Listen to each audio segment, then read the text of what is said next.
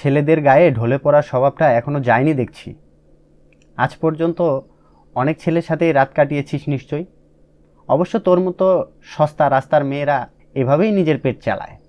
নিজের সম্পর্কে এমন কুরুচিপূর্ণ মন্তব্য শুনেও মুখে কিছু বলে না কুঞ্জ। কোন মানুষটাকে বলবে সে? যে মানুষটা তাকে বিয়ের রাতেই ছেড়ে পাড়ি জমিয়েছিল বিদেশে, তাকে বলবে? এই 2 বছরে যে একটা বারের জন্য তার খোঁজ খবর নেয়নি, সে বেঁচে আছে নাকি মারা গেছে এই ব্যাপারে যার বিন্দুমাত্র মাথা ব্যথা নেই, তার কাছ থেকে এর চেয়ে ভালো ব্যবহার কুঞ্জ আশা করে না। নিরবিচ্ছিন্ন নীরবতার মাঝে কেবল এক টুকরো তার ছেলের হাসি হেসে কুঞ্জ সেখান থেকে চলে যায়।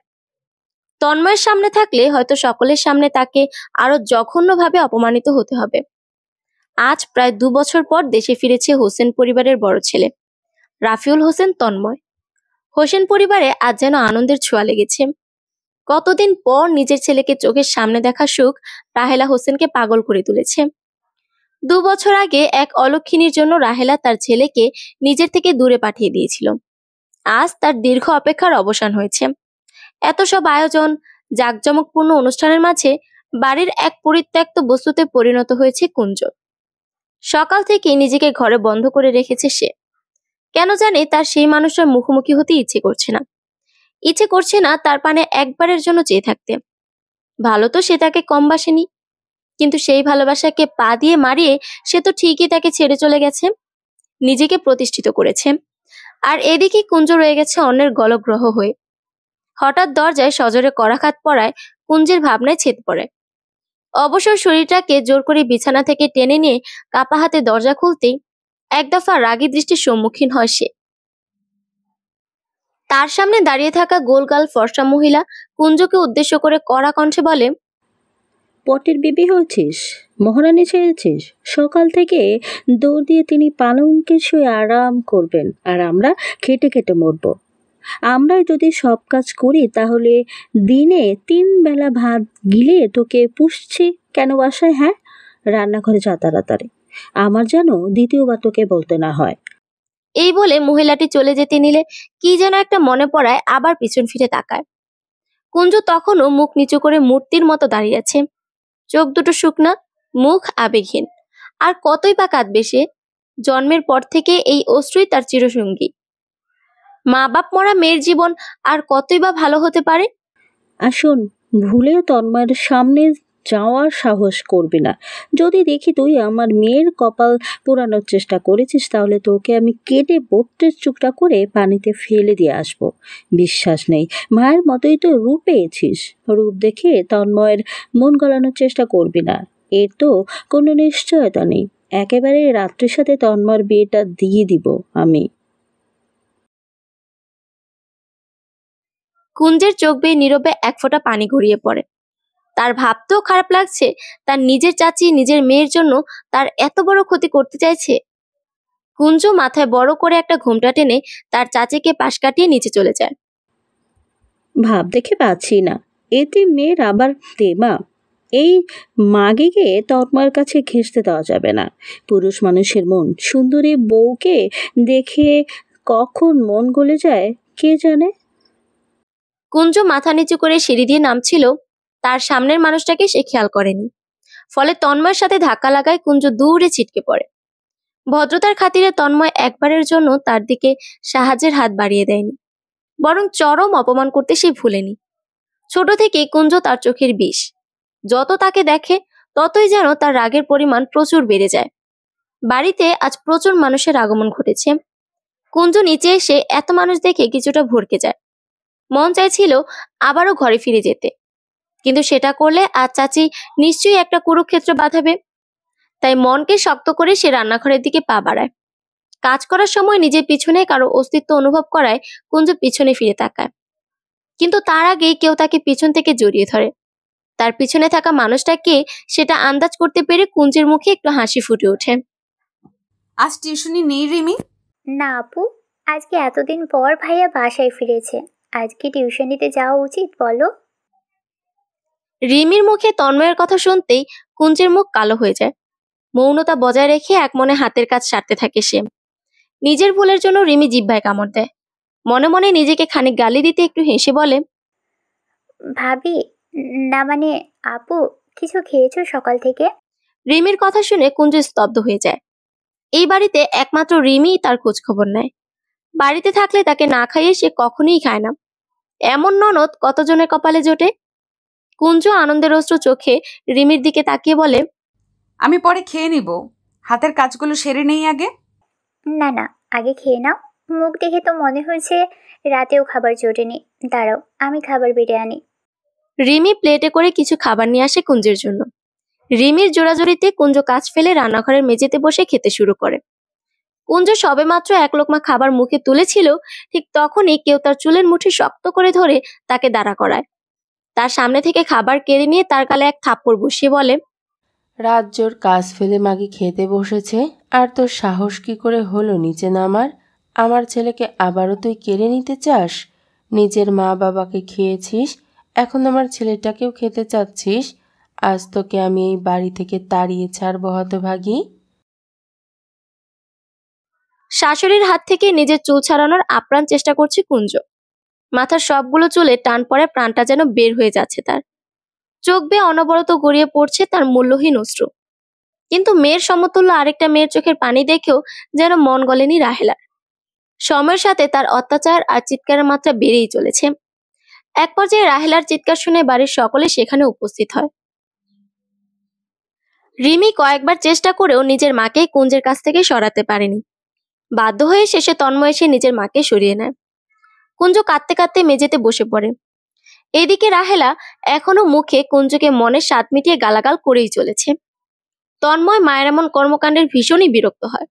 ছোট থেকেই অশান্তি, রাগারাগি, চিৎকার তার পছন্দ নয়। তবুও রাহেলা কারণে অকারণে বাড়ি মাথায় তোলে। এসব থেকে বাঁচতে সে পাড়ি জমিয়েছিল বিদেশে। কে জানতো দাদির শেষ ইচ্ছা পূরণ করতে গিয়ে তন্ময়ের জীবনটা এমন ভাবে নষ্ট হয়ে যাবে।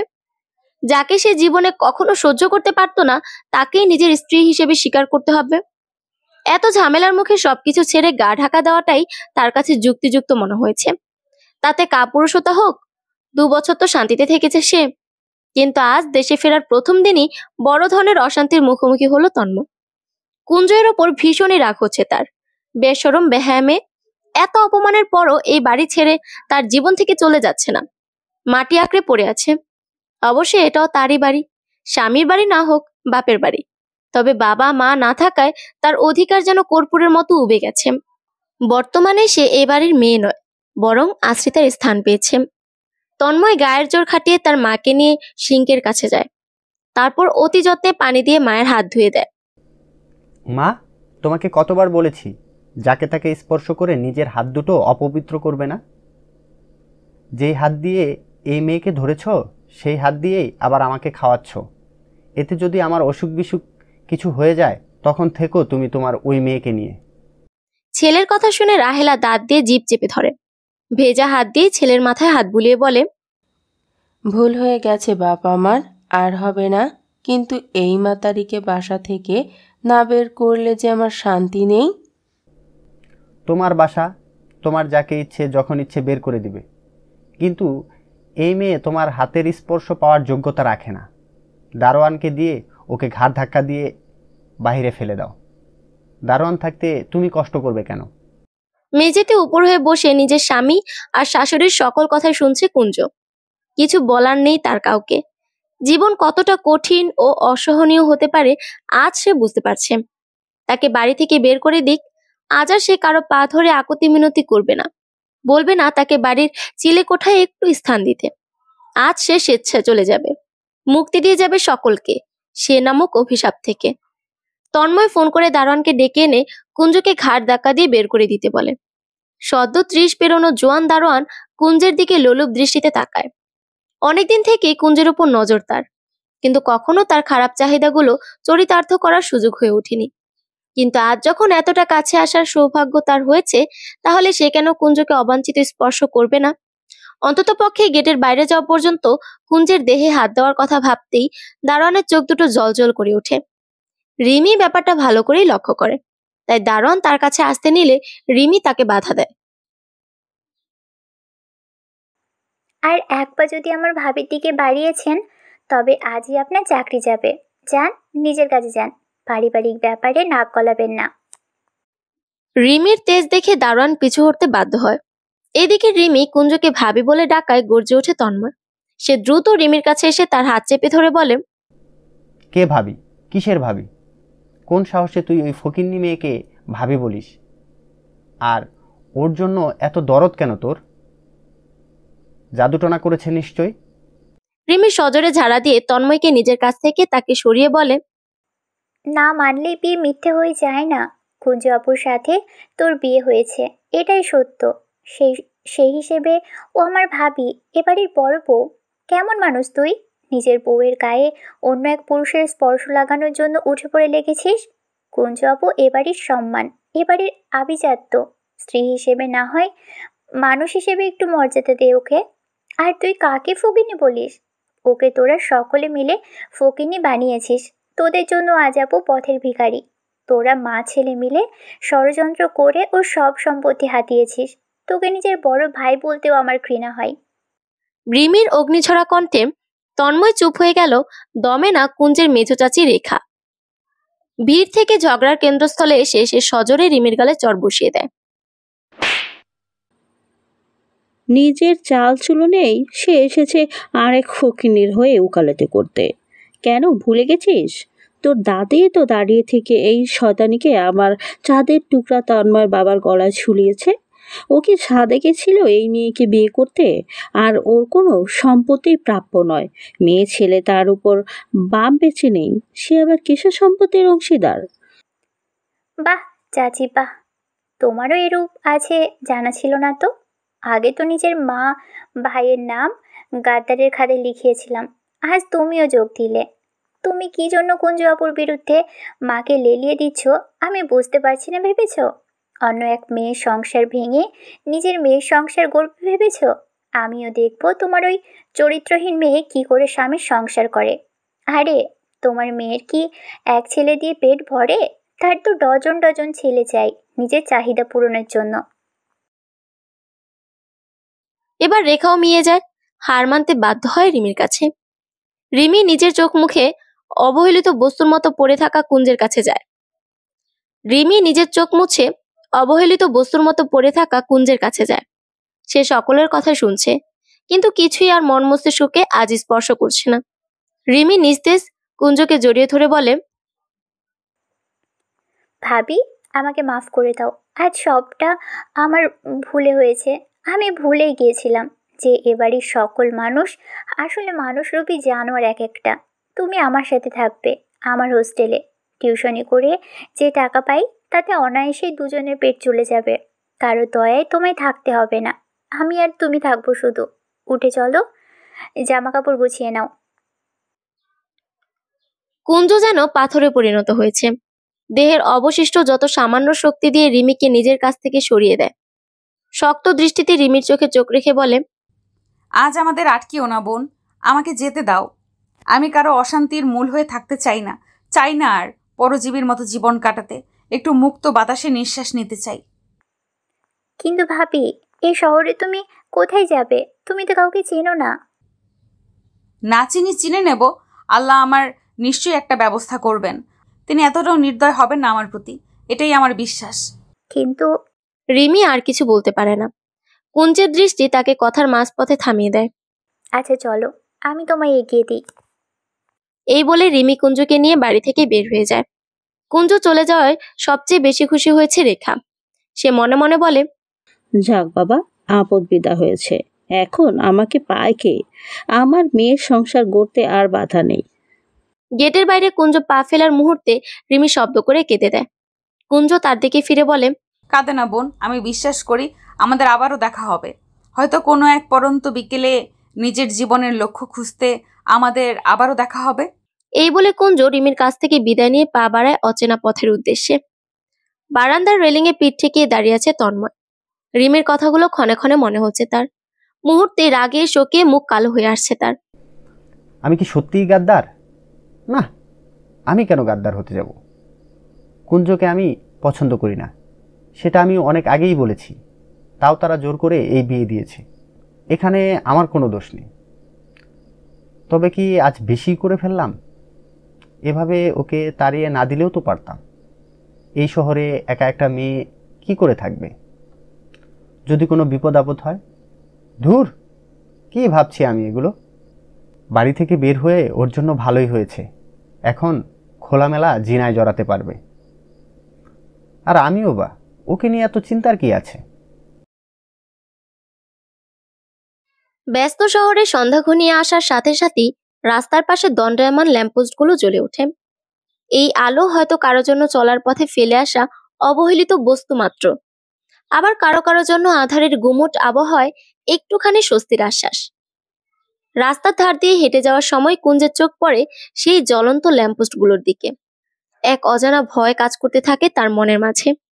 বিকেল গড়িয়ে সন্ধ্যা হয়ে চলল, অথচ মাথা গোজার মতো একটা নিরাপদ ঠাঁই জোগাড় করতে পারেনি সে। সাথে একটা কানা করেও নেই কুঞ্জের, যার ভরসা একটা আশ্রয় সন্ধান করবে সে। গয়না বলতে কানের ছোট দুটো রিং, যেগুলোকে বেচতে গেলে স্বর্ণকার অনায়াসে সেগুলোকে ইমিটেশন বলে চালিয়ে দিবে। কাঁধে ঝোলানো কাপড়ের ব্যাগটা ছাড়া আর কিছুই সাথে আনেনি কুঞ্জ। কি বা আনবে সে? কোন অধিকারী বা খাটাবে? যে অধিকার ফেলে সে চিরদিনের মতো বাড়ি ছেড়ে চলে এসেছে, সেই অধিকার? নিজের কাছে এতটাও নিচ হতে পারেনি কুঞ্জ। চাইলে তো সে তার মামার বাসায় যেতে পারত, হয়তো আশ্রিতা হয়েই রইত, কিন্তু নিরাপদ আশ্রয় তো পেত। আর কতদিন কুঞ্জ অন্যের গলগ্রহ হয়ে থাকবে? একদিন দুদিন করে তো জীবনের 20টা বছর অন্যের ঘাড়ে বসেই খেয়েছে। এবার কুঞ্জ দেখুক দুনিয়াটা কেমন। এই কথাগুলো ভাবতে ভাবতে কুঞ্জ আবারও পা বাড়ায় সামনের দিকে। সুদূর প্রসারী রাস্তার অন্ত দেখা যায় না। সময় বাড়ার সাথে সাথেই জনসমাগম কমছে কুঞ্জের আশেপাশে। নিজের মনের ভয়কে চাপা দিয়ে কুঞ্জ চারপাশে ভালো করে তাকায়, তারপর শক্ত করে ব্যাগের ফিতা চেপে ধরে একশ্বাসে এগিয়ে চলে। দৃষ্টির সম্মুখ দিকে থাকলেও আর চোখে সে অনেক কিছুই দেখে। কিছুর অর্থ বোঝে, কিছুর হয়তো বোঝে না, তবে সে ভালোই বুঝতে পারে রাস্তার অনেকেই তার দিকে লালসার দৃষ্টিতে চেয়ে আছে। সে যেন এক ভোগের পণ্য, এমন দৃষ্টি দেখে গা গুলিয়ে ওঠে কুঞ্জের। তবুও সে পা থামায় না। কিছু দূর যাওয়ার পর কুঞ্জের কানে ভেসে আসে মাগরিবের আজান। সেই সাথে তার হতাশাগ্রস্ত দীর্ঘশ্বাসের শব্দ শোনা যায়। রাত হতে বেশি দেরি নেই, তাড়াতাড়ি তাকে কিছু একটা করতে হবে। এবার কুঞ্জের হাঁটার গতি বেড়ে যায়। রাস্তার পাশে দাঁড়ানো কিছু কম বয়সী মেয়েও তার দিকে এক অদ্ভুত দৃষ্টিতে তাকিয়ে আছে। মেয়েদের পোশাক দেখে কুঞ্জ ভালোই বুঝতে পেরেছে তারা পতিতা, এই সমাজের নিষিদ্ধ নারী। তারা হয়তো কুঞ্জকেও তাদের মতোই এক অপবিত্র মেয়ে হিসেবে গণ্য করছে, কিন্তু তারা তো জানে না কুঞ্জ কতটা পবিত্র। বিয়ের 2 বছর পরও আজও সে পবিত্র, কোনো পুরুষের ছোঁয়া লাগেনি তার দেহে। বেশ কিছুক্ষণ দৌড়ানোর পর কুঞ্জ এক চা স্টলের কাঠের বেঞ্চে বসে পড়ে। তাকে হাঁপাতে দেখে বৃদ্ধ দোকানদার এক গ্লাস পানি হাতে তার কাছে যায়। দীর্ঘক্ষণ কুঞ্জের গলা দিয়ে কিছুই নামেনি, তার উপর এতখানি হেঁটে গলাটা শুকিয়ে কাঠ হয়ে গেছে। এমত অবস্থায় চোখের সামনে পানি দেখে কিছু না ভেবেই ধকধক করে গ্লাসের পুরোটা পানি শেষ করে ফেলে। ব্যাকুলভাবে পানি খেতে দেখে বৃদ্ধ কুঞ্জকে উদ্দেশ্য করে বলেন, আম্মাজানের মনে হয় সকাল থেকে খাওয়া হয়ে ওঠে নাই, কিছু খাওয়ান এনে দিব, খাইবা আম্মাজান? খাবারের কথা শুনতেই কুঞ্জের চোখ খুশিতে জ্বলজ্বল করে ওঠে। কিন্তু পরক্ষণেই তার মনে পড়ে যায় তার কাছে তো টাকা নেই, তাহলে এই খাবারের টাকা কি করে শোধ করবে সে? না চাচা, থাক, লাগবে না। লাগতো না কেন? তোমার মুখ শুকিয়ে গেছে, খুব খিদা পাইছে না আম্মাজান? দাঁড়াও, আমি আসছি। চাচা, লাগবে না, আসলে আমার কাছে কোনো টাকা নেই। মানুষের উপকার করার লাগে টাকা দিমো? না, অতটাও ওভাবে পড়ি নাই এখনো, তোমার টাকা দেওয়ান লাগবো না। এই বলে বৃদ্ধ লোকটা চলে যায়। কিছুক্ষণ পর দুটো বনরুটি আর 1 কাপ চা এনে কুঞ্জের জন্য। কুঞ্জ সেগুলো প্রাণ ভরে খায়। সারাদিন না খাওয়ার কারণে শুকনো বনরুটিও যেন বিরিয়ানির চেয়ে সুস্বাদু লাগে। ধন্যবাদ চাচা, আপনি এক অভুক্তকে খাবার দিয়ে সাহায্য করেছেন, এই এহসান আমি কোনোদিনও ভুলবো না। আম্মাজান, বাড়ি ফিরে যাও, এত রাইতে ভালো ঘরের মেয়েরা রাস্তায় থাকে না। বৃদ্ধের উপদেশ বাণী শুনে কুঞ্জের মুখ বেদনায় শুকিয়ে যায়। ঠোঁটের এক প্রান্ত কামড়ে বলে, বাড়ি নাই আমার চাচা, কোথাও যার জায়গা নেই। কি বলো আম্মা, তোমার মা বাপ কই? মারা গেছেন। তাহলে এতদিন থাইকা থাইকোতা কই? এক আত্মীয়ের বাসায়, আজ তারা বের করে দিয়েছে আমাকে। কথাগুলো বলতে বলতে কুঞ্জের গলাটা ধরে যায়, চোখ জোড়া ঝাপসা হয়ে আসে। হয়তো আরেকটু হলে চোখ থেকে পানির স্রোত গড়িয়ে পড়তো, কিন্তু তার আগেই কুঞ্জ নিজেকে সামলে নেয়। আম্মা, আমার বাসায় চল, আমার এক বিবি আর এক মেয়ে আছে। মেয়েটা তোমার বয়সী, গরিব মানুষ, বস্তিতে থাকি। জানি তোমার কষ্ট হইব, কিন্তু তোমাকে কেমনে রাস্তায় থাকতে দেই? সদ্য পরিচয় হওয়া এক মানুষের বাসায় যেতে নিরাপদ বোধ করছে না কুঞ্জ, তাই সে কথা কাটানোর চেষ্টা করে। চিন্তা করবেন না চাচা, আমি মামার বাসায় যাচ্ছি, তাদের এখানেই থাকবো। মামার বাসায় যাবে শুনে বৃদ্ধ একটু স্বস্তি পায়, তাই সে এবার কুঞ্জকে যেতে দেয়। আবারও কুঞ্জ হাঁটা শুরু করে। এখন রাস্তা আরো স্থবির হয়ে পড়েছে। হঠাৎ তার মনে হলো তার পিছনে কিছু একটা আসছে। ভয়ে ভয়ে পিছনে ফিরে তাকাতেই এক বড় কালো মাইক্রোবাস দেখতে পায়। ঠিক তখনই পিছন থেকে কেউ কুঞ্জের মুখে রুমাল চেপে ধরে আর কুঞ্জ জ্ঞান হারায়। অন্ধকার রুমের ঠিক মাঝে চেয়ারের সাথে বেঁধে রাখা হয়েছে কুঞ্জকে। এখনো জ্ঞান ফিরেনি তার। অচেতন অপরাপর দিকে অনেকক্ষণ ধরে একজন তীক্ষ্ণ দৃষ্টিতে তাকিয়ে আছে। সেই দৃষ্টি কি লালসার নাকি মোহিত হওয়ার সেটা বোঝা বড় দেয়। হয়তো সে তার তীক্ষ্ণ দৃষ্টি দিয়ে কুঞ্জের শরীরকে উপলব্ধি করার চেষ্টা করছে, আবার হয়তো কুঞ্জের উপর নিজের প্রতিশোধ মেটানোর পরিকল্পনা করছে। কালো হুডি পরা লোকটা তার কাছে দাঁড়িয়ে থাকা বডিগার্ডকে রুষ্ট কণ্ঠে জিজ্ঞাসা করে, আর ইউ শিওর এই মেয়েটাই তন্ময়ের স্ত্রী? ইয়েস স্যার, আমাদের সোর্স কখনো ভুল খবর দেয় না। এই মেয়েটাই মুনতাহা হোসেন কুঞ্জ, রফিকুল হোসেন তন্ময়ের স্ত্রী। 2 বছর আগে ওদের বিয়ে হয়েছে। মেয়েটি তার স্ত্রী হওয়ার পাশাপাশি সম্পর্কে তন্ময়ের মেজ চাচার মেয়ে। বলতে হবে তন্ময়ের পছন্দ আছে। বিদেশে এত সাদা চামড়ার মেয়ে থাকতেও একটা বাঙালি মেয়েকে বিয়ে করেছে, সুন্দরী দেখেই বিয়ে করেছে। যাই হোক, এই মেয়ে এখন আমার তুরপের দাস। ওকে দিয়েই আমি তন্ময়কে ধ্বংস করে দিব, আর তা না হলে তন্ময়ের বউকে বেচে দিব কোনো পতিতালয়ে, যে যেটার যোগ্য। ইমতিয়াজ এক ধ্যানে তাকিয়ে আছে অচেতন কুঞ্জের দিকে। তখন সে চেয়ারে বাঁধা অবস্থায় পড়ে আছে।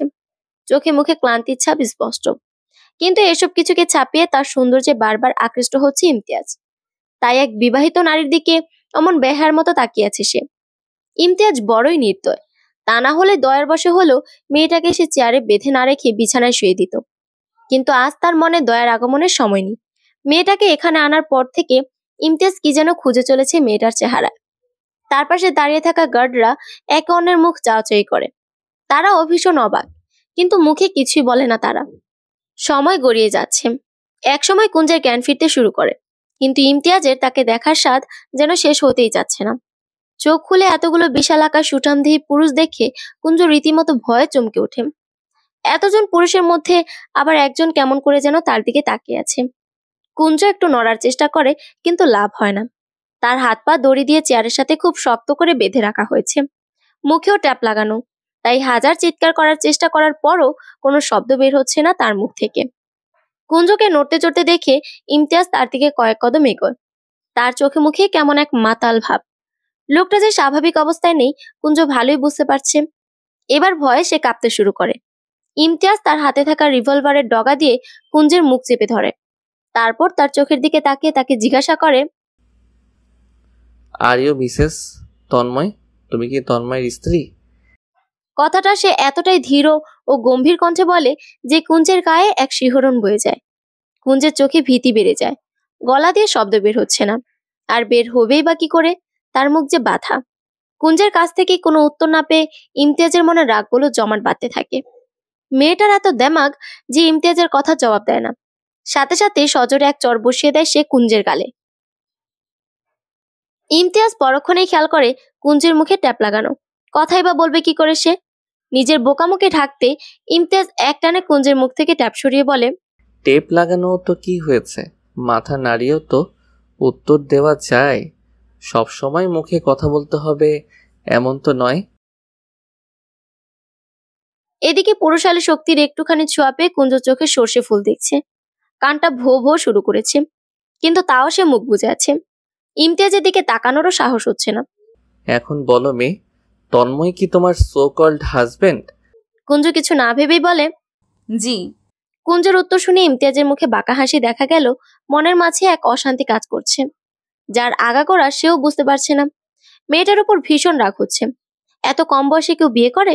আর একটু পরে বিয়ে করলে কি মহাভারত অশুদ্ধ হয়ে যেত? ইমতিয়াজ উঠে দাঁড়ায়, পকেটে হাত গুজে ভাবলেশ ভঙ্গিতে বলে, ওকে খাইয়ে আমার রুমে পাঠাও। পেট থেকে কথা বের করতে হবে, আর না বললে 424 ভোল্টেজের ইলেকট্রিক শক দিব আমি। এ মানে স্যার বাসায় কেউ কোনো খাবার নেই? কি বলতে চাও তুমি জিহাদ? আমি কি এতটাই ফকির হয়ে গেছি যে আমার বাসায় খাবার থাকবে না? না মানে স্যার আজকে কুক আসেনি, ওর শরীর খারাপ, তাই সকাল থেকে রান্নাও হয়নি। আপনি বললে হোটেল থেকে। What nonsense! তুমি জানো না যে আমি বাইরের খাবার খাই না?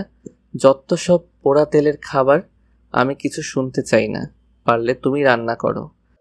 কিন্তু স্যার আমি তো রান্না করতে পারি না। ইমতিয়াজ জিহাদ নামের লোকটাকে ধমকিয়ে চলেছে। কুঞ্জ এতক্ষণ চুপ করে সব শুনছিল। এবার সে বলে ওঠে, আমি রান্না করতে পারি, আপনি অনুমতি দিলে রান্না করব। ইমতিয়াজ কুঞ্জের দিকে তাকিয়ে অবাক হয়। বিষ মিশিয়ে মারার প্ল্যান করছো নাকি মেয়ে আমায়? এতটা দুঃসাহস বোধ হয় আমার হবে না, তবে এর প্রমাণ পেলে না হয় সেই বিষে আমাকেই বিষাক্ত করবেন। যা মন চাই করো, আমার খাবার পেলেই হলো। এই বলে ইমতিয়াজ চলে যায়। তন্ময় ঘরময় হেঁটে বেড়াচ্ছে। কুঞ্জের কোনো খোঁজ সে পাচ্ছে না। এই অস্থিরতা কাটাতে সে বারান্দায় যায় একটুখানি খোলা হাওয়ার জন্য। মনটা ভীষণই খারাপ তার। যে স্ত্রীকে সে 2 বছর আগে ফেলে যেতে দ্বিধা করেনি, আজ তাকে নিয়ে এত চিন্তা। নিজেকে নিজে প্রশ্ন করে কিন্তু উত্তর পায় না। সে শুধু জানে কুঞ্জকে খুঁজে বের করতে হবে। রাগের বশে সে যা করেছে তা প্রায়শ্চিত করতে হবে। রেলিংয়ে মাথা ঠেকিয়ে দাঁড়িয়ে থাকার সময় কারো হাতের স্পর্শে তন্ময় চমকে ওঠে। পিছন ঘুরে দেখে তার মা রাহেলা দাঁড়িয়ে আছে। মা, তুমি এখনো ঘুমাওনি?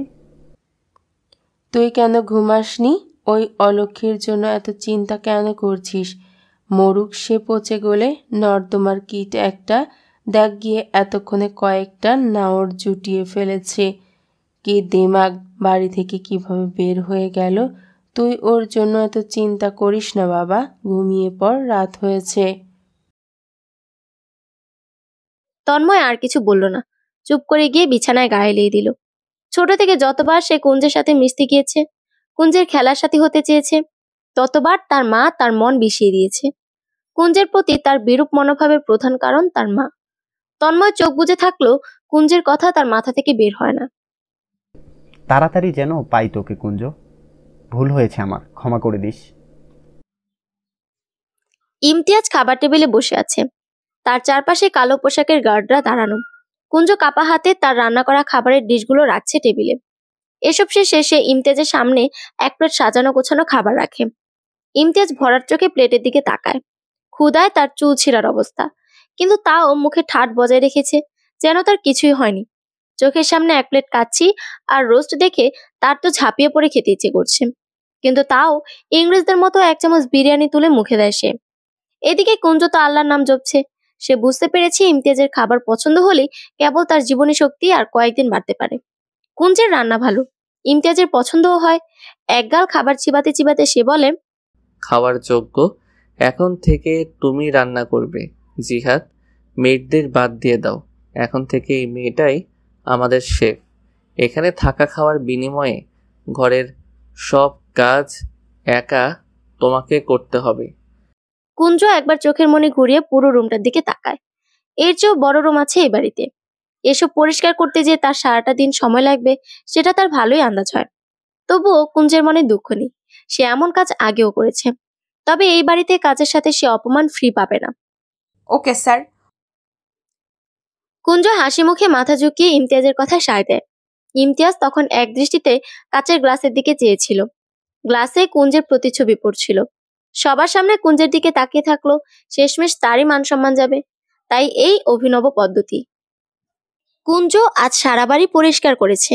মেয়েগুলো যে কাজে ভীষণই ফাঁকি দিত তা আজ সে বুঝেছে হাড়ে হাড়ে।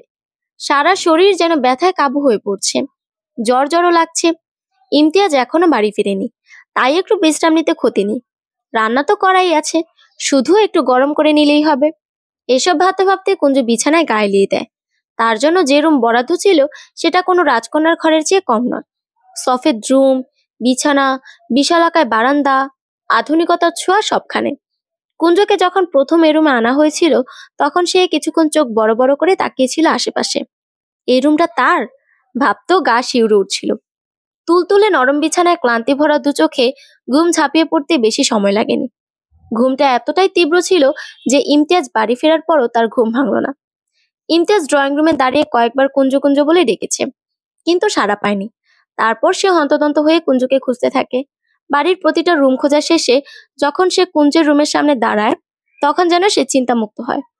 কুঞ্জ পালিয়ে যেতে পারে এমন একটা ভয় বারবার তার মনে হানা দিচ্ছিল। তাই অফিসের কাজে মন না বসায় সোজা বাড়ি এসে পড়ে ইমতিয়াজ। কুঞ্জ যেন পালানোর কথা ভাবতে না পারে, তাই ঘরের সকল কাজ তার জন্য বরাদ্দ করেছে সে।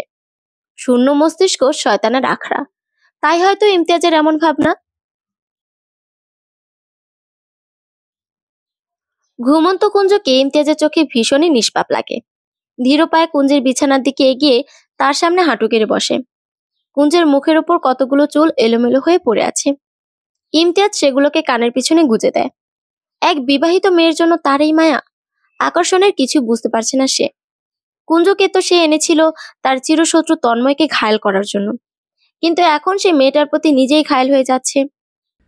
তোমার রূপ বড়ই আশ্চর্য মেয়ে, যা ইমতিয়াজ ফাহিমের পাথর হৃদয়কেও গলিয়ে ফেলেছে। এই মায়া আমি কখনোই ছাড়তে পারবো না, বরং তন্ময়কেই এই মায়া ছাড়তে হবে। এই বলে ইমতিয়াজ কুঞ্জের কপালে ছোট্ট করে একটা চুমু দিয়ে নিচে চলে যায়। Imtiaz baby, did you miss me? Look at me baby. Stop this nonsense Rona, কাজ করছি দেখতে পারছো না? তোমাকে না আমি এখানে আসতে নিষেধ করেছি? তোমাকে আর কতবার বলতে হবে I just hate you? Runa ঠোঁট উল্টে দু হাত দিয়ে ইমতিয়াজের গলা জড়িয়ে ধরে। এমন করছো কেন আমার সাথে ইমতিয়াজ? আমার মধ্যে কি নেই যেটা ওই খ্যাত মেয়েটার মধ্যে আছে? আমি কি দেখতে এতই খারাপ? ইমতিয়াজ সজোরে ধাক্কা দিয়ে রুনাকে নিজের থেকে ছাড়িয়ে নেয়। খ্যাত কাকে বলছো তুমি? নিজের চেহারাটা আয়নায় দেখেছো কখনো? 2 ইঞ্চি পুরো মেকআপ লাগিয়েও তো সুন্দরী সাজতে পারো না। এসেছো আমার কাছে ঘেঁষতে? 1000 পুরুষের স্পর্শ তোমার গায়ে, ওই গা আমি ছুঁয়েও দেখব না। Just get lost. রুনা ইমতিয়াজের কথায় ভীষণ রেগে যায়। রাগে গজগজ করতে করতে বলে, আমি তো শুনেছি ওই মেয়েটা বিবাহিত, তাহলে ওর শরীরেও তো অন্য পুরুষের ছোঁয়া আছে। তাও কেন ওই মেয়েটা ইমতিয়াজকে পাগল করলো? আর একটা বিবাহিত মেয়েকে তুমি তার স্বামীর কাছ থেকে আলাদা করে রেখেছো কোন অধিকারে? নিজের কৃতদাসী বানানোর জন্য? রাত তখন প্রায় 1:20 বাইরে মুষলধারে বৃষ্টি হচ্ছে। বৃষ্টির শব্দ এতটাই তীব্র যে নিজের শ্বাস প্রশ্বাসের শব্দ পর্যন্ত কানে আসে না। সেই সাথে আছে গগন বিদারী বিদ্যুৎ চমকানোর আওয়াজ আর লোডশেডিং। একটা মোমবাতি জ্বালিয়ে অন্ধকার ড্রয়িং রুমে বসে ইমতিয়াজের জন্য অপেক্ষা করছে কুঞ্জ। ইমতিয়াজ সেই দুপুরে বাসা থেকে বের হয়েছিল, কিন্তু এখনো বাড়ি আসার নাম নেই। কুঞ্জ রাত 10টার দিকে তাকে কল করেছিল, কিন্তু কল রিসিভ হয়নি। এদিকে ঘুমের ভারে নুয়ে যাচ্ছে কুঞ্জের চোখের 2 পাতা। তবুও গালে হাত দিয়ে পিঠ সোজা করে সে অপেক্ষা করতে থাকে তার মালিকের জন্য। কুঞ্জ এবার ঘুমে দুলতে শুরু করেছে। সারাদিনের খাটাখাটনির পর একটু বিশ্রাম অতি প্রয়োজনীয় হয়ে পড়েছে তার জন্য। বিরক্তিসূচক চ শব্দ বেরিয়ে আসে তার মুখ থেকে। দেওয়ালে ঝুলে থাকা কাঠের নকশা করা ঘড়িটার দিকে তাকিয়ে সে বুঝতে পারে আর বোধহয় অপেক্ষা করাটা যুক্তিযুক্ত হবে না। উনি মনে হয় আজ আর ফিরবেন না, তাহলে অপেক্ষা করে কি লাভ? যাই একটু জিরিয়ে নেই। যেই ভাবা সেই কাজ। কুঞ্জ মোমবাতি হাতে নিয়ে নিজের রুমের দিকে অগ্রসর হয়।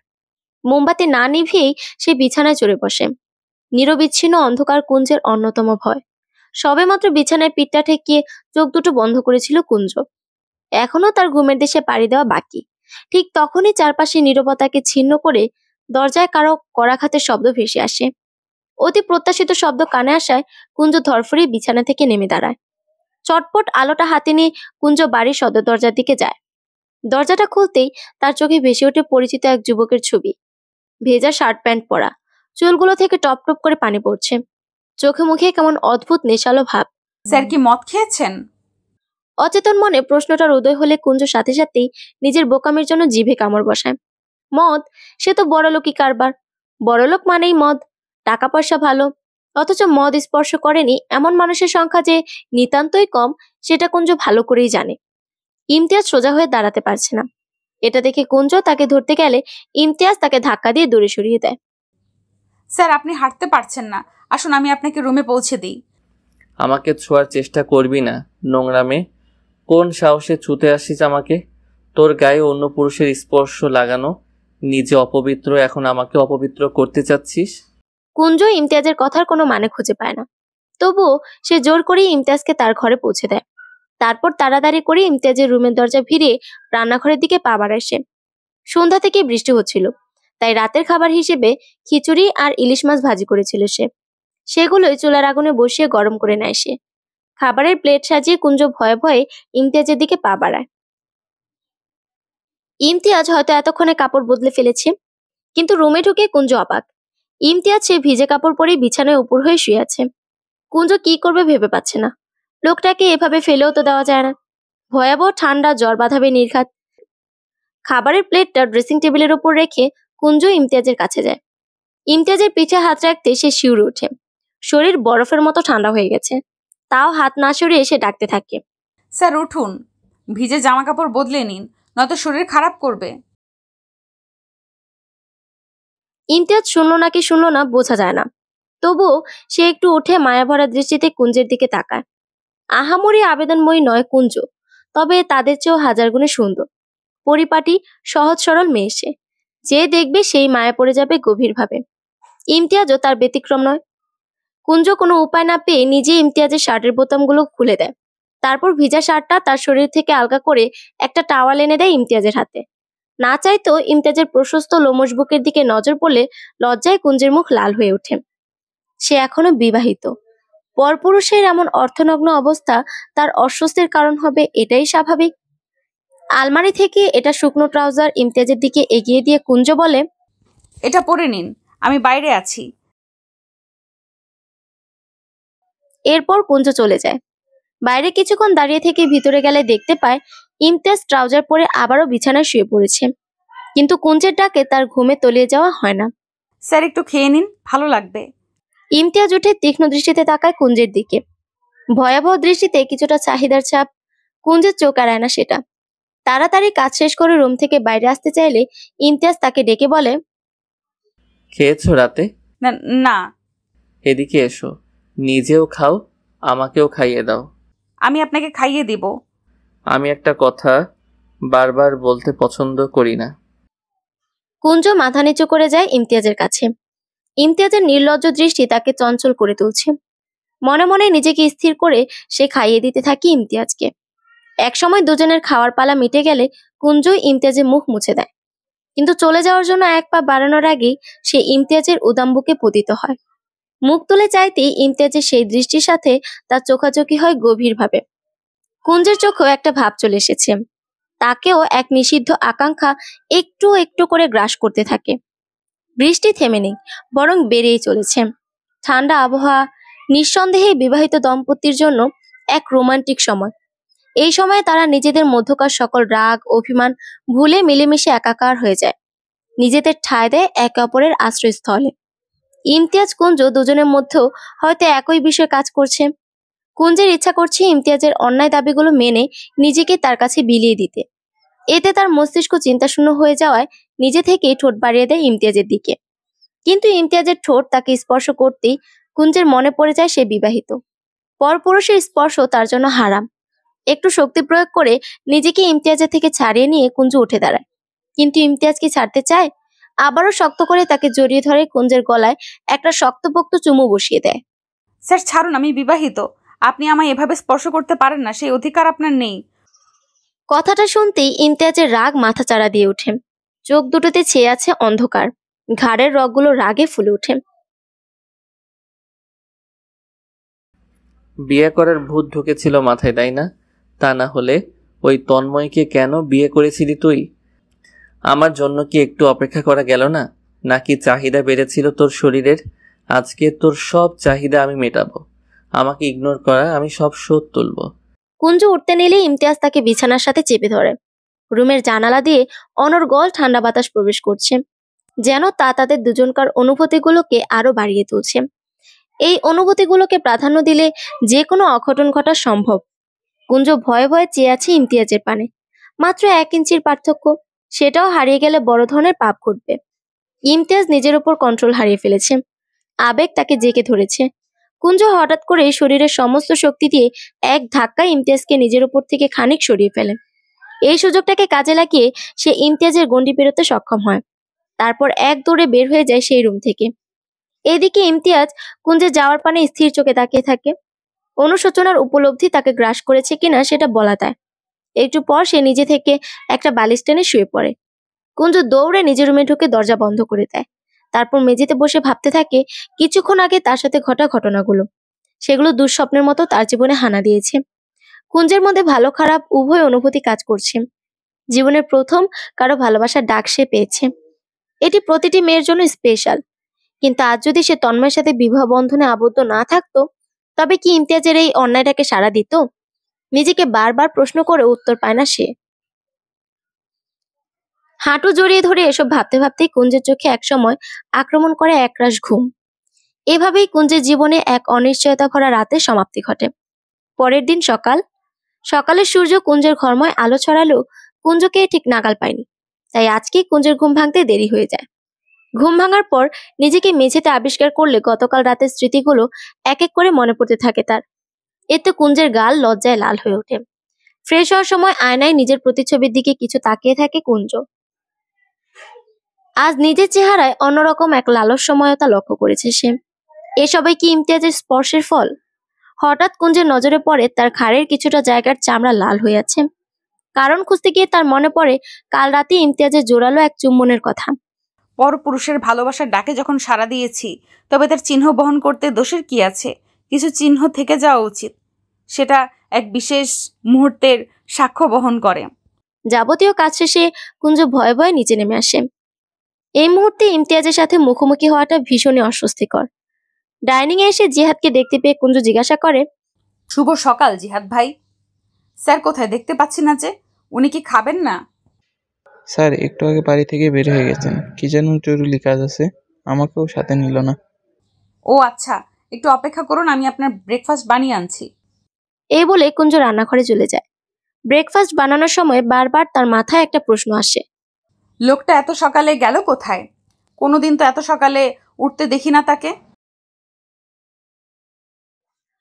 কালো গাড়িতে ঠ্যাস দিয়ে দাঁড়িয়ে হাতের সিগারেটটাতে শেষ টান দিচ্ছে ইমতিয়াজ। বর্তমানে সে হোসেন ম্যানশনের সামনে দাঁড়িয়ে আছে। সিগারেটটা পা দিয়ে পিষে পাশের গার্ডকে উদ্দেশ্য করে বলে, কাগজপত্র কি সব রেডি? জি স্যার, কালই সব আনিয়ে রেখেছি। গুড, দাও। গার্ড ইমতিয়াজের হাতে কিছু কাগজ তুলে দেয়। ভালো করে কাগজগুলোকে পর্যবেক্ষণ করে সে হাঁটা দেয় হোসেন ম্যানশনের উদ্দেশ্যে।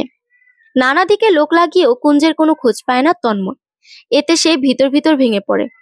এতে ভালোবাসা কতটুকু আছে বলা মুশকিল, কিন্তু অনুশোচনা আছে প্রচুর পরিমাণে। এই অনুশোচনার ভিড়ে তন্ময় হারিয়েছে চেহারার জৌলুস, হারিয়েছে উচ্ছলতা। কেমন এক উদাসতা তাকে ছেয়ে থাকে দিনভর। রাহেলা কতবার তাকে বুঝিয়েছে কুঞ্জের চিন্তা মাথা থেকে বের করে দিতে, কিন্তু তন্ময় সেটা পারেনি। 2 বছর আগে কুঞ্জকে এখানে রেখে না গিয়ে নিজের সাথে নিয়ে যাওয়ার আফসোস তার শ্বাসে শ্বাসে বিদ্যমান। ইমতিয়াজ বাড়ির ড্রয়িং রুমে দাঁড়িয়ে আছে। এখনো কেউ ড্রয়িং রুমে না আসায় তাকে দেখতে পায়নি। এবার সে উঁচু গলায় তন্ময়কে ডাকতে থাকে, তন্ময়, নিচে আয়, তোর সাথে কিছু হিসাব পূরণের জন্য এসেছি। তন্ময় তখন নিজের বিছানায় শুয়েছিল। হঠাৎই কানে এক পরিচিত কণ্ঠ এলে সে ধরফড়িয়ে উঠে বসে।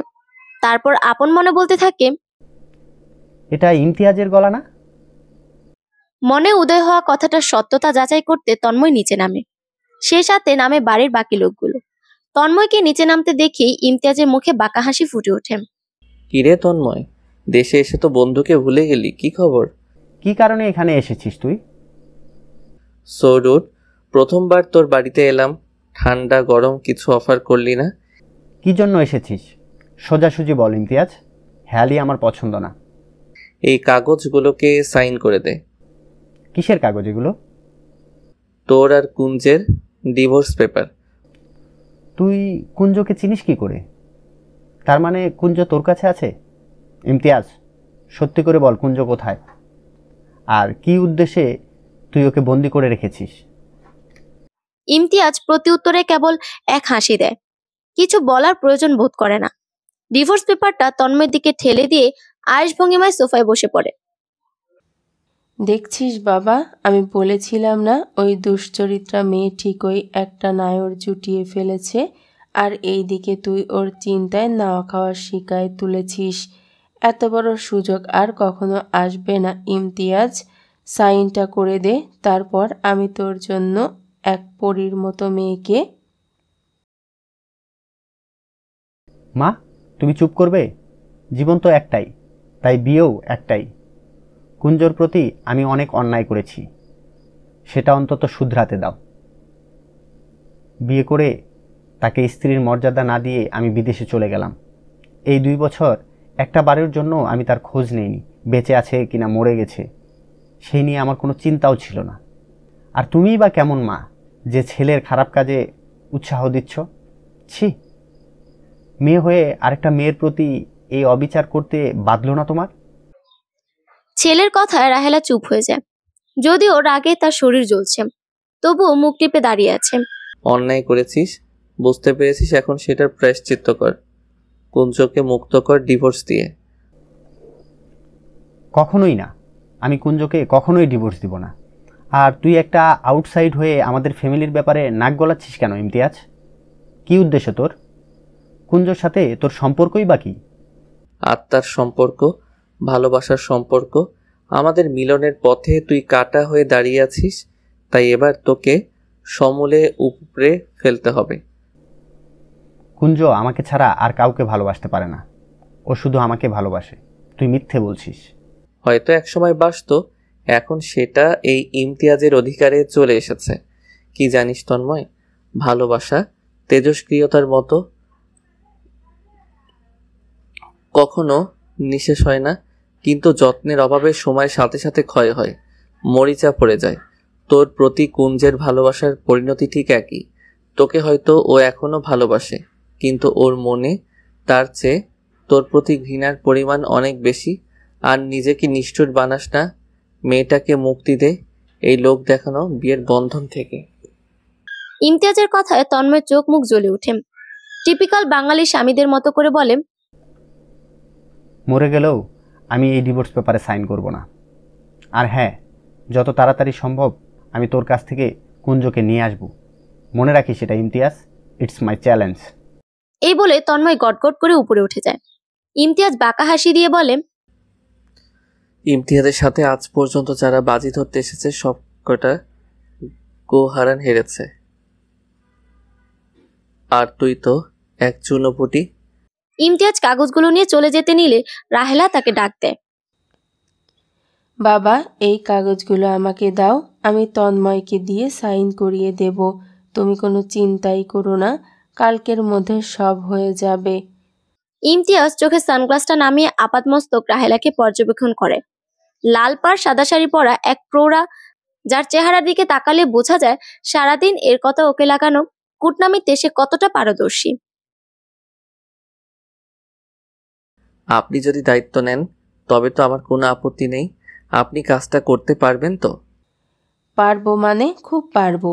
ওই মেয়েকে আমার ছেলের জীবন থেকে না তাড়ানো পর্যন্ত কোনো শান্তি নেই। ইমতিয়াজের রাগ মাথাচাড়া দিচ্ছে, কিন্তু তবুও সে কিছুই বলে না, কারণ এখন তার সে মহিলার সাহায্য দরকার। হাসি মুখে পেপারগুলো রাহেলার হাতে দিয়ে ইমতিয়াজ হোসেন ম্যানশন থেকে বের হয়ে যায়। বাড়ির সব কাজ সেরে কুঞ্জ সবেমাত্র গোসলের জন্য বাথরুমে ঢুকেছে। ঠিক তখনই বাড়িতে কেউ আসে। দরজা ধাক্কা দেওয়ার ছন্দ যেন বলে দিচ্ছে ইমতিয়াজ এসেছে। এদিকে কুঞ্জ পড়েছে মহা ঝামেলায়। ইতিমধ্যে জামা কাপড় খোলা শেষ, এমনকি সেগুলো ভিজিয়েও ফেলেছে। আর নতুনগুলো ও বিছানার উপর। বাথরুম থেকে বের হয়ে সেগুলো পরতে নিলেও অনেকটা সময় নষ্ট হবে। কি করবে কিছু বুঝতে না পেরে কুঞ্জ গায়ে একটা তোয়ালে পেঁচিয়ে তার উপর একটা ওড়না গায়ে দিয়ে নিচে যায়। বাড়িতে কেউ নেই, তার কোনো সমস্যাই হয় না। দরজা খুলতে দেরি হওয়ায় ইমতিয়াজের মাথায় আগুন জ্বলছে। প্রায় 20 মিনিট ধরে সে দাঁড়িয়ে আছে। সে ভেবেছিল কুঞ্জ দরজা খুললে তাকে কয়েকটা কঠিন কথা শোনাবে, কিন্তু তার হলো কই। দরজা খুলতেই তার চোখের সামনে ভেসে উঠল এক অপরূপা ছবি। গায়ে সাদা টাওয়েল, চুল থেকে টপ টপ করে পানি ঝরছে। গায়ের যে অংশগুলি দৃশ্যমান সব জায়গায় ফোঁটা ফোঁটা পানির বিন্দু জমা। এই অবস্থায় কোনো নারীকে দেখলে এক পুরুষের জন্য নিজেকে নিয়ন্ত্রণ করা আসলেই কঠিন হয়ে পড়ে। ইমতিয়াজ কুঞ্জকে থেকে ভিতরে ঢুকে দরজা আটকে দেয়। কুঞ্জ চলে যেতে নিলে ইমতিয়াজ তার কোমর জড়িয়ে তাকে নিজের কাছে নিয়ে আসে। কাল রাতে আমার থেকে বাঁচতে পারলেও আজ বাঁচতে পারবে ভেবেছ? জোরালো শাস্তির মুখোমুখি হতে হবে তোমায়। আজ আমি ছাড়া অন্য কোনো পুরুষ আসলে তার সামনে কি এমন আবেদনময়ী হয়ে যেতে? আমার জিনিস অন্য কেউ দেখুক, সেটা তো আমি হতে দিতে পারি না। Be ready for my punishment, baby girl. বিশাল আকার রুফটপে প্রখর রোদে পুড়ে ঠায় হয়ে দাঁড়িয়ে আছে কুঞ্জ, দৃষ্টি তার জ্বলজ্বলে সূর্যের দিকে। সময় তখন প্রায় 12টার কাছাকাছি। মাঝ আকাশে সূর্য তার তেজ ভালোই প্রকাশ করছে। এতটা তেজ কুঞ্জের চোখ সহ্য করতে না পারায় বারবার চোখ নামিয়ে ফেলছে। আর প্রতিবারই একটু দূর থেকে ইমতিয়াজের কঠোর গলার একটা আওয়াজ সে শুনতে পাচ্ছে। যতবার চোখ বুঝবে ততবার প্রথম থেকে টাইম কাউন্ট হবে। সো এখন ভেবে দেখো, একবারের টাস্ক পূরণ করবে নাকি 5 মিনিটের কাজ 2 ঘন্টা লাগবে? আমার তাড়া নেই। চোখ জ্বলে যাচ্ছে কুঞ্জের। সেই কখন থেকে নিষ্ঠুর লোকটা তাকে রোদের মাঝখানে দাঁড়া করিয়ে রেখেছে, অথচ নিজে বসে আছে ছায়ায়। এ বড়ই অন্যায়। কুঞ্জের শ্বাস ভারী হয়ে ওঠে। কান্নারত কণ্ঠে একবার গলা জোরে বলে, স্যার গো, আর পারছি না, মাফ করে দিন। আর কখনো টাওয়াল পরে আপনার সামনে যাব না, সত্যি বলছি। এই মেয়ে, কি বললে? আর কখনো আপনার সামনে টাওয়াল পরে যাব না, ভুল হয়েছে আমার, আর কখনো হবে না। চুপ মেয়ে, তোমাকে কি জন্য শাস্তি দিচ্ছি সেটাও কি এই মোটা মাথায় ঢুকেনি? ইমতিয়াজ আস্তে করে মুখ নামিয়ে কুঞ্জের কানের কাছে যায়। ঠোঁট দিয়ে কুঞ্জের কানের লতি একটু স্পর্শ করে বলে, আমার সামনে যা ইচ্ছা তাই পরে আসতে পারো মেয়ে, কিন্তু অন্য কোনো পুরুষের সামনে তোমার যাওয়া বারণ, বুঝেছ? কুঞ্জের মেরুদণ্ড যেন শক্ত হয়ে যায় ইমতিয়াজের এমন হাসকি কণ্ঠে। ইমতিয়াজ আবারও পূর্বের জায়গায় ফিরে এসে বলে, আজকের জন্য মাফ করলাম, তবে এই শাস্তির বদলে তোমাকে অন্য শাস্তি পেতে হবে। কি শাস্তি? তেমন কঠিন না, আমাকে 3 বার পালা করে খাইয়ে দিতে হবে নিজের হাতে। আমার হাতে কেন খাবেন? আপনার হাতের কি হয়েছে? ইমতিয়াজ রাগে চোখে একবার তাকায় কুঞ্জের দিকে। এটাই তার জন্য যথেষ্ট। মাথা নিচু করে বলে সে, আচ্ছা, তাই হবে। কি রান্না হয়েছে আজ দুপুরে? মাছ ভাত করেছি। বাসায় কি মাছ ছাড়া আর কিছুই ছিল না? I just hate fish. আপনি বাঙালি হয়ে মাছ খেতে চান না, এটা কেমন কথা? একবার খেয়ে দেখুন, যান ফ্রেশ হয়ে আসুন, আমি ভাত বাড়ছি। ইমতিয়াজ আর কথা বাড়ায় না, ধুমধাম পায়ে উপরে চলে যায়। ইমতিয়াজকে খাওয়াতে গিয়ে একের পর এক হাতের আঙুলে কামড় খাচ্ছে কুঞ্জ। প্রথমে আসতে দিলেও সময়ের সাথে সাথে কামড়গুলো জোরালো হচ্ছে। একসময় না সইতে পেরে কুঞ্জ ভাতের প্লেটটা টেবিলে রেখে বলে, কি শুরু করেছেন আপনি? এইভাবে কামড়াচ্ছেন কেন কুকুরের মতো? What dog? So smelly, I hate dogs. আপনি তো নিজেকে ছাড়া সবকিছুই হেট করেন। এইভাবে হাতে কামড় দিবেন না। ও, ওগুলো তোমার আঙুল? আমি তো ভেবেছিলাম মাছের কাঁটা। যা শক্ত তোমার আঙুল। কুঞ্জ ভাত মাখতে মাখতে তাচ্ছিলের এক হাসি দেয়। তারপর আনমনে বলে, গত 8 বছর ধরে সারা সংসারের কাজ করেছি একা হাতে। হাত তো শক্ত হবেই। কমলার হাত লোহার চেয়েও শক্ত। ইমতিয়াজের চোখ মুখ রাগে শক্ত হয়ে আসে। ওরা তোমার উপর অনেক টর্চার করেছে। কুঞ্জ কিছু বলতে পারে না। তার আগেই কাগজ হাতে জিহাদের আগমন। স্যার, কাজ শেষ, সাইন করে দিয়েছে, শুধু ম্যাডামের সাইন বাকি। ইমতিয়াজ যেটা শুনে বিস্তর হাসে। আর ওই মহিলার কি করেছো? আপনার কথা মতো সোজা মাথায় 2টো গুলি করে দিয়েছি। আপনি কার কথা বলছেন স্যার? জিহাদ ভাই কাকে মেরে ফেলেছেন? সেটা তোমার না জানলেও চলবে। তোমাকে যে কাজ দিয়েছি সেটা করো। আমার খাওয়া শেষ হলে এই কাগজে সাইন করে দিবে। কিসের কাগজ এটা? তোমার আর তন্ময় ডিভোর্স পেপার। কুঞ্জ যেন আকাশ থেকে পড়ে। সে কখনো ভাবেনি যে ইমতিয়াজ তাদের নিয়ে মাথা ঘামাবে। হাতে থাকা খাবারের প্লেটটা টেবিলে রেখে কুঞ্জ রেগে মেগে তাকায় ইমতিয়াজের দিকে। একজন বাইরের মানুষ হয়ে আপনি কেন আমার জীবনের ব্যক্তিগত অধ্যায়ে নাক গলাচ্ছেন? এটা আমার ব্যাপার, আমি বুঝবো। জিয়া, যাও তো এখান থেকে। তোমাদের ম্যাডামকে একটু বুঝ দিতে হবে। ইমতিয়াজের কথা মতো জিহাদ চলে যায়। ইমতিয়াজ চলে যাওয়ার সাথে সাথেই ইমতিয়াজ কুঞ্জের কোমর জড়িয়ে তাকে নিজের অনেক কাছে নিয়ে আসে। তোমার ব্যক্তিগত অধ্যায় বলতে আর কিছু নেই, যা তোমার তাই আমার। আমার জিনিসের মালিক আমি নিজেই। তুই ভাবলে কি করে এখন আমি তোমাকে তন্ময়ের স্ত্রী হিসেবে থাকতে দিব? তন্ময় কি নিজে থেকে আমাকে ডিভোর্স দিয়েছে? কুঞ্জের মনে দৃঢ় বিশ্বাস তন্ময় নিজে থেকে কখনো তাকে ডিভোর্স দিবে না। কারণ গত 2 বছরে তার উপর অনেকেই অনেক চাপ তৈরি করেছে যেন সে কুঞ্জকে ছেড়ে দেয়। কিন্তু কোনো এক অজানা কারণে কখনোই তন্ময় তাকে ছাড়েনি। তাই এবারেও তার মনে একটা খটকার তৈরি হচ্ছে। না, ও নিজে থেকে সাইন করেনি, কৌশল ওকে দিয়ে সাইন করিয়েছি আমি। তাহলে এখনো আমি ওনার স্ত্রী, কারণ ব্যাপারটা ওনার অজান্তে হয়েছে। উনি স্বেচ্ছায় আমার তালাক দেননি, তাই আমি এই কাগজে সই করলেও বিশেষ একটা লাভ হবে না। কুঞ্জ ইমতিয়াজের কাছ থেকে নিজেকে ছাড়িয়ে নেয়।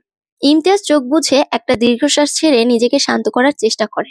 কুঞ্জ, তুমি কাকে বেছে নিবে তোমার জীবন সঙ্গী হিসেবে, আমাকে নাকি ইমতিয়াজকে? আমি জানি না। তুমি আজকে আমার থেকে পালাতে পারবে না, বলতেই হবে তোমাকে। তোমার মনে কি আমার প্রতি কোনো অনুভূতি নেই? আমি কি তোমার ভালোবাসা পাওয়ার অযোগ্য? তোমাকে নিজের জীবনে চাওয়া কি আমার অপরাধ? কুঞ্জ নিশ্চুপ হয়ে দাঁড়িয়ে আছে। ইমতিয়াজ কুঞ্জকে কোলে তুলে তাকে চেয়ারে বসায়। তারপর তার সামনে হাঁটু গেড়ে বসে বলে, আমি তোমাকে ভালোবেসে ফেলেছি কুঞ্জ, তুমি সবটাই বুঝতে পারছো। তাও কেন তাকে নিজের সাথে জড়াচ্ছ, যে তোমাকে ভালোবাসে না, অসম্মান করে, স্ত্রীর স্বীকৃতি দেয়নি কখনো। আর আমি এটাও বিশ্বাস করি না যে তোমার মনে শুধু আমার জায়গা। তোমার পুরো হৃদয় ঘিরে আমি আছি। কুঞ্জ আরো কিছুক্ষণ নিশ্চুপ থেকে শেষে কেঁদে দেয়। কি পেয়েছে মেয়েটা সারা জীবন? না পেয়েছে বাবা মায়ের ভালোবাসা, না পেয়েছে স্বামীর সোহাগ। অপমানে জর্জরিত এই জীবনে ইমতিয়াজি আলোর ছোঁয়া। সেও তাকে চায়, কিন্তু তন্ময় যে তাকে মিথ্যা সম্পর্কের বাঁধন থেকে কখনোই মুক্তি দিবে না, সেটাও সে ভালো করেই জানে। ইমতিয়াজ নিজ হাতে কুঞ্জের চোখ মুছে দেয়। আমি আপনাকে চাই ইমতিয়াজ। এতটুকুই উচ্চারণ করতে পারে কুঞ্জ। তারপরেই সে জ্ঞান হারায় ইমতিয়াজের বাহু ধরে। তোর সাহস কি করে হয় ইমতিয়াজ? আমার বিবাহিত স্ত্রীকে কাজী অফিসে এনে জোর করে বিয়ে করছিস? ভুলে যাস না, ও আমার স্ত্রী। কুঞ্জের দিকে তাকিয়ে, কুঞ্জ, চল এখান থেকে। জানিস তোকে আমি কতদিন ধরে খুঁজে চলেছি, কিন্তু তোর কোনো খবর পাইনি। না জানি এই শয়তান তোকে কোথায় লুকিয়ে রেখেছিল। এই বলে তন্ময় কুঞ্জের হাত ধরে তাকে নিয়ে চলে যেতে নিলে বেশ বাধার সম্মুখীন হয়। তন্ময় পিছন ঘুরে দেখে কুঞ্জ নিজে থেকে যেতে চাচ্ছে না। কুঞ্জ, তুই কি এই ছেলেটাকে ভয় পাচ্ছিস? ভয় পাওয়ার কোনো কারণ নেই, আমি আছি না। কেউ তোর কোনো ক্ষতি করতে পারবে না। আপনি চলে যান, আমি আপনার সাথে যাব না। আমি ওনাকে ভালোবাসি আর ওনার সাথেই থাকতে চাই সারা জীবন। কুঞ্জের মুখে এমন কথা শুনে তন্ময়ের চক্ষু চড়ক গাছ। কুঞ্জের দু কাঁধে হাত রেখে তাকে ঝাঁকিয়ে বলে, কি বলছিস তুই কুঞ্জ? তুই কি ভুলে গেছিস তুই আমার বিবাহিত স্ত্রী? আর এখন তুই একটা পরপুরুষের সাথে থাকবি বলছিস? তুই কি অধর্ম করবি ভাবতে পারছিস? কুঞ্জ এক ধাক্কায় তন্ময়কে নিজে থেকে সরিয়ে দেয়। তাহলে তালাক দিন আমায়। বিয়েটা আমাদের ইচ্ছার বিরুদ্ধে হয়েছিল, কিন্তু তালাক আমাদের সম্মতিতে হবে। আমি মরে গেলেও তোকে তালাক দিব না। আমি তোর স্বামী, তোকে জোর করে নিয়ে যাওয়ার সম্পূর্ণ অধিকার আমার আছে। কিসের অধিকার আমাকে দেখাচ্ছেন আপনি? স্বামীর অধিকার? স্বামী স্ত্রী শব্দটার অর্থ বোঝেন আদৌ? কি দিয়েছেন আপনি আমাকে? একবারের জন্য কাছে এসেছেন, ভালো করে কথা বলেছেন, ভরণ পোষণ দিয়েছেন? কিছুই করেননি, এখন আমাকে স্বামীর অধিকার দেখাচ্ছেন। তন্ময় অবাক চোখে তাকিয়ে আছে কুঞ্জের দিকে। যে মেয়ে কিনা কখনো তার চোখে চোখ রাখেনি, সেই মেয়ে আজ তার সামনে চিৎকার করে কথা বলছে। আমি তোকে ভালোবাসি কুঞ্জ। দূরত্ব আমাকে তোকে ভালোবাসতে শিখিয়েছে। আমি আপনার ভালোবাসা চাই না। তাহলে কি চাস? মুক্তি চাই আপনার কাছ থেকে, এই মিথ্যে বন্ধন থেকে আমাকে মুক্তি দিন। এই কথাটা বলতে কি তোর একটুও কষ্ট হলো না কুঞ্জ? আমি তোকে ভালোবেসে ফেলেছি, হয়তো দেরিতে, তবুও বেসেছি। মানুষ মাত্রই তো ভুল করে, আমিও করেছি, আমি স্বীকার করছি। চল না নতুন করে সাজাই আমাদের জীবনটা। কিছুদিন আগে হলেও সম্ভব হতো, কিন্তু এখন এই মুহূর্তে দাঁড়িয়ে আমি আপনাকে স্বামীর আসনে বসাতে পারবো না। আপনি কাগজে কলমেই কেবল আমার স্বামী, কিন্তু আমার মন অন্য কারোর অধিকারে চলে গেছে। নারীর ভালোবাসা যেমন গভীর, রাগ তার চেয়ে আরো কয়েক গুণে কঠোর। কুঞ্জ যখন তন্ময়কে ভালোবেসেছিল নির্দ্বিধায়, তার জন্য অপেক্ষা করেছিল 2টি বছর। বাসর রাতেই স্বামীর চলে যাওয়ার সংবাদ তাকে দুর্বল করেছিল, কিন্তু আশাহত হয়নি। মনকে শক্ত করে হাজারো অপমান সয়ে থেকে গেছে শ্বশুর বাড়িতে। পায়নি একটু ভালোবাসা, একটু সম্মান। কিন্তু তন্ময়ের জন্য কুঞ্জের মনে রাগ, অভিমান, ঘৃণা ব্যতীত আর কোনো অনুভূতি নেই। জীবনের প্রাণ পুরুষ বদলে যাওয়ার সাথে সাথে বদলে গেছে তার চাহিদা, সেই সাথে বদলিয়েছে নিজেকে। তন্ময়ের আকুতি মিনতি এখন আর কুঞ্জের মনকে নাড়া দেয় না। তন্ময় ইমতিয়াজের কাছে যায়। ইমতিয়াজ এতক্ষণ দেওয়ালে পিঠ ঘেঁষে দাঁড়িয়েছিল। স্বামী স্ত্রীর কথোপকথনে না ঢুকে নিস্তব্ধ ভূমিকা পালন করেছে সে। ইমতিয়াজ, আমার মাকে কেড়ে নিয়েছিস তুই, কিন্তু তাও আমি তোকে কিছু বলিনি। কোথাও না কোথাও আমার মা দায়ী ছিল কুঞ্জর জীবনকে বিভীষিকাময় করতে। কিন্তু কুঞ্জকে প্লিজ আমার কাছ থেকে কেড়ে নিস না, আমি ওকে ছাড়া থাকতে পারবো না। দুঃখিত বন্ধু, অবশ্য বন্ধু শব্দটা তোর সাথে মানায় না। তুই কারো বন্ধু হওয়ার যোগ্য নোস। আমার বাবা কতটা ভরসা করে তোকে নিজের কোম্পানির দায়িত্ব দিয়েছিল, আর তুই কি করলি? কোম্পানির সকল টাকা নিজের অ্যাকাউন্টে ট্রান্সফার করিয়ে দেশে চলে এলি। আমার বাবা কতটা কষ্ট পেয়েছিল সেদিন জানিস? রাতে হার্ট অ্যাটাকে বাবা। প্রথমে প্রতিশোধ নিতে চেয়েছিলাম কুঞ্জকে ব্যবহার করে, তারপর দেখলাম এই মেয়েও ভুক্তভোগী। মানুষের ইমোশন নিয়ে খেলা তোর আর তোর মায়ের স্বভাব, তাই প্রতিশোধ নিলাম। প্রাণে এখনো বেঁচে আছিস তাই শুকরিয়া আদায় কর। কোনো এক জীবনে তোকে সবচেয়ে কাছের বন্ধু মেনেছিলাম, তাই তোকে নিজ হাতে আঘাত করতে পারিনি। মুক্তি দে কুঞ্জকে, আমাদের মিলনের পথে বাধা হয়ে দাঁড়াবি না তন্ময়। ইমতিয়াজের কথা শুনে তন্ময়ের চোখ মুখ শক্ত হয়ে যায়। সে কিছুটা পিছিয়ে গিয়ে নিজের রিভলভারটা বের করে তাক করে ইমতিয়াজের দিকে। আমি যদি কুঞ্জকে না পাই তাহলে পৃথিবীর কেউ পাবে না। এই বলে ইমতিয়াজের দিকে গুলি চালায় তন্ময়। গুলি এসে বিধে ইমতিয়াজের কাঁধে। সাথে সাথেই ইমতিয়াজ মেঝেতে লুটিয়ে পড়ে। বুঝে ওঠার আগে এমন কিছু ঘটবে সেটা কুঞ্জ আন্দাজ করতে পারেনি। চোখের সামনে ইমতিয়াজকে গুলি করে হলো, অথচ সে কিছুই করতে পারল না। স্রোতের মতো রক্ত ঝরছে ইমতিয়াজের কাঁধ থেকে। কুঞ্জ দ্রুত শাড়ির আঁচল দিয়ে বাঁধন দেয় রক্ত আটকানোর জন্য। নে, মুক্তি চেয়েছিলি না আমার কাছ থেকে? যার জন্য চেয়েছিলি তাকেই মুক্তি দিয়ে দিলাম। এখন সংসার কর মৃত মানুষের সঙ্গে। এই বলে তন্ময় কুঞ্জের দিকে হাত বাড়াবে, ঠিক তখনই পেছন থেকে জিহাদ গুলি করে তন্ময়ের প্রাণ নেয়। জিহাদ এবার দ্রুত ইমতিয়াজের কাছে গিয়ে তার পালস চেক করে। ম্যাম, ভয় পাবেন না, স্যারের পালস চলছে, তবে রেট কমে যাচ্ছে। তাড়াতাড়ি ওনাকে হাসপাতালে ভর্তি করতে হবে। আপনি বাসায় যান, আমি না হয়। না, আমি ইমতিয়াজের সাথে যাব হাসপাতালে। ওকে ছেড়ে থাকা আমার কাছে মৃত্যুর সমান। জিহাদ আর কথা বাড়ায় না। কুঞ্জকে সাথে নিয়ে আহত ইমতিয়াজকে নিয়ে যায় তাদের পার্সোনাল হাসপাতালে। এই হাসপাতালে মালিক ইমতিয়াজ নিজেই, তবে সে এটা নিজের জন্য তৈরি করেনি, করেছে গরিব মানুষদের জন্য যারা টাকার অভাবে বিনা চিকিৎসায় মারা যায়। অপারেশন থিয়েটারের সামনের করিডোরে বসে আছে কুঞ্জ। কাঁদতে কাঁদতে চোখের পানি শুকিয়ে গেছে তার। হতভম্বের মতো বসে আছে সে, চোখের দৃষ্টির সীমা নেই। এদিকে জিহাদ পায়চারি করছে, মনে মনে সে নিজেকে দোষারোপ করছে। আর একটু আগে আসলে হয়তো সে তার স্যারকে বাঁচাতে পারত। ডাক্তার অপারেশন থিয়েটার থেকে বের হয়ে এলো, জিহাদ তার কাছে ছুটে যায়। ডাক্তার স্যার কেমন আছে? He is out of danger, but এখনও জ্ঞান ফেরেনি, আর কখন ফিরবে বলতে পারছে না। কোমায় চলে যাওয়ার আশঙ্কা আছে। ম্যাম, স্যারের জ্ঞান ফিরেছে। স্যার বারবার আপনার নাম নিচ্ছে। আমরা সবাই মিলে ওনাকে শান্ত করতে পারছি না। আপনি তাড়াতাড়ি হাসপাতালে আসুন। জিহাদের কথাগুলো কর্ণগোচর হলে কুঞ্জ কান্নায় ভেঙে পড়ে। এই 6টা মাস ও সে কেঁদেছে। জায়নামাজে পড়ে কত নির্ঘুম রাত কাটিয়েছে সেটা একমাত্র কুঞ্জই জানে। তবে আজকের কান্নায় ভিন্নতা আছে। প্রিয়তমকে আবারও আগের মতো দেখতে পাওয়ার আনন্দ অশ্রুরূপে তার গাল বেয়ে পড়ছে। খবরটা পাওয়া মাত্রই কুঞ্জ সিজদায় লুটিয়ে পড়ে। আল্লাহকে হাজারবার ধন্যবাদ জানিয়ে সে তড়িঘড়ি করে তৈরি হতে থাকে। আলমারি খুলে কুঞ্জ একটা নীল শাড়ি বের করে। এটা ইমতিয়াজ এনেছিল তার জন্য। কানে ঝুমকা, হাতে কাচের চুড়ি আর ঠোঁটে হালকা লিপস্টিক। এতেই কুঞ্জকে অপরূপ লাগছে। বলা যায় আজ ইমতিয়াজ তার থেকে চোখ সরাতে পারবে না। আমাকে ছাড় জিহাদ, আমি কুঞ্জের কাছে যাব। ওকে ওই তন্ময় নিশ্চয়ই আটকে রেখেছে। আমাকে ছাড়, কুঞ্জকে আমাকে বাঁচাতে হবে। স্যার প্লিজ আপনি শান্ত হন। ম্যাম ঠিক আছে, উনি বাসায় আছেন। আর তন্ময় মারা গেছে আরও 6 মাস আগে। না, আমি বিশ্বাস করি না তোমার কথা। তুমি আমাকে বোকা বানাচ্ছ। আমার মন বলছে আমার কুঞ্জ বিপদে আছে। স্যার, ম্যাম এক্ষুনি এসে পড়বে, আপনি একটু চুপ করে বসুন। না, ছাড়ো আমাকে।